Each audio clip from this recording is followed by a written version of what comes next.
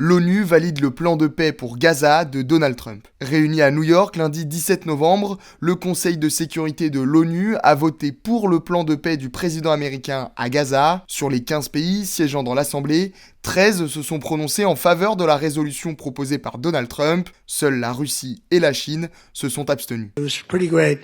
It's a big thing. I think it's one of the most important things the United Nations will ever do, actually.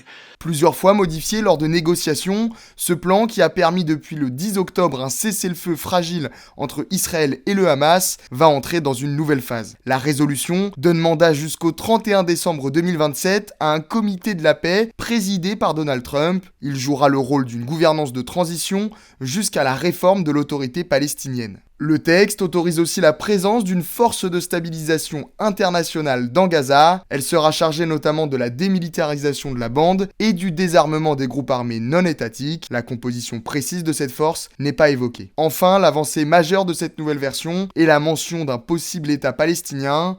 Après la réforme de l'autorité palestinienne, les conditions pourraient finalement être en place pour un chemin crédible vers une autodétermination palestinienne et un statut d'État, précise le texte. S'il reste entièrement opposé à la création d'un État palestinien, Israël affirme que le plan de Trump apportera paix et prospérité. De son côté, le Hamas a critiqué le vote du Conseil de sécurité de l'ONU, déplorant l'adoption d'une résolution qui ne répond pas aux exigences et aux droits politiques et humains du peuple palestinien.